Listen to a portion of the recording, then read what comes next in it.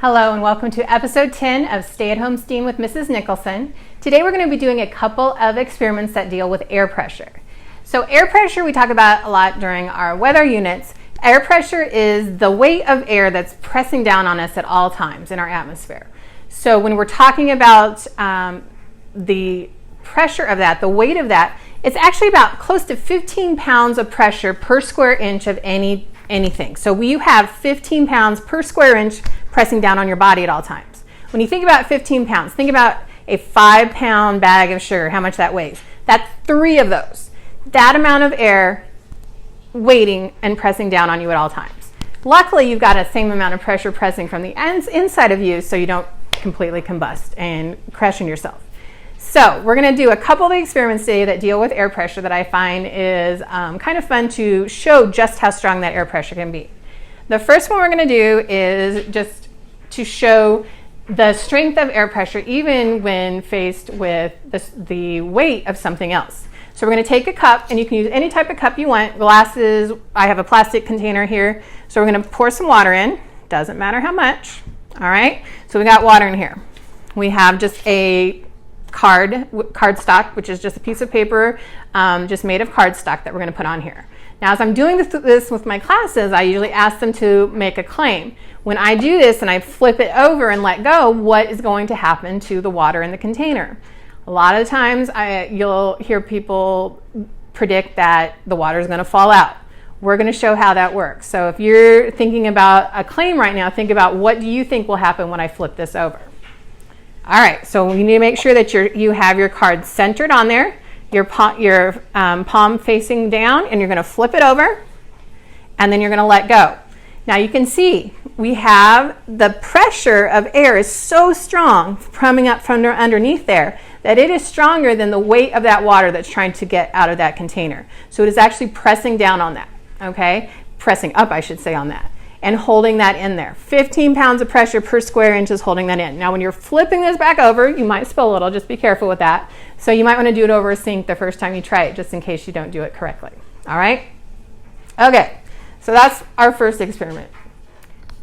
Okay, the second experiment I want to show you with air pressure is the old egg in the bottle trick.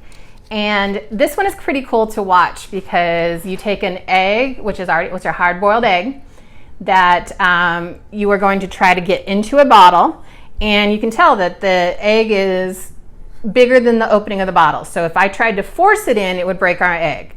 We need to try to get it in where it'll go into the bottle without breaking the egg. And to do that, we need to mess with the air pressure. We're going to lower the air pressure on the inside of the bottle. Once that is lowered, the regular pressure from the outside is going to push our egg into the bottle. And remember, air pressure is strong. 15 pounds per square inch is pushing into whatever it is coming up against. So this is something that you need to make sure you are getting parents' permission or parents' help with. You are not to do this at home without a parent's help, okay? We are going to, what I like to do is I've tried it with just lighting a match and dropping the match in. The match goes out a little bit too quickly before it has a chance to lower the air pressure. So what I'm going to do is I took a piece of paper and I'm going to light on fire, and it gives it a chance to do a little bit better job of lowering the air pressure on the inside. Okay, we're going to drop that in.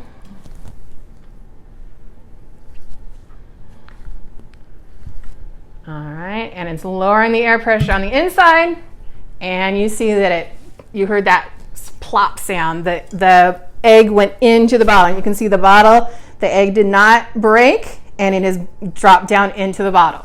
Now, you think, well, how in the heck am I going to get that out of there, right? So this is one that gets a little bit trickier because you need to blow air because you want to raise the air pressure on the inside in order to get it out. And the kids always think this is gross when I do this, but we're going to try to blow hard enough that the egg is going to pop out of there.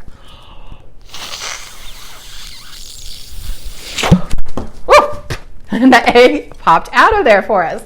So our egg has come out of the bottle, and let me grab it. Plopped right all the way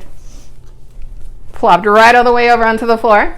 So the egg came out of the bottle, and you can see it does have some of the marks from where the part was lit on fire. But it is still intact, it is still put together, And that is a great way to show how air pressure affects that. We're going to do another episode that will be coming next week that's going to have a couple more air pressure experiments because there's so many cool ones to do with that, but I wanted to show you these two today.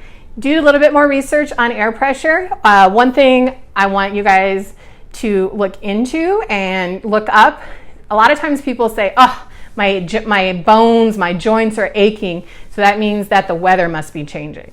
What do you think that has to do with air pressure? And does it have anything to do with air pressure? What type of weather is coming when you have lower pressure or higher pressure? So think about those things before our next episode. I hope everyone tries this out, has a wonderful day, and remember, always get your parents' help with anything that is dangerous. Thank you.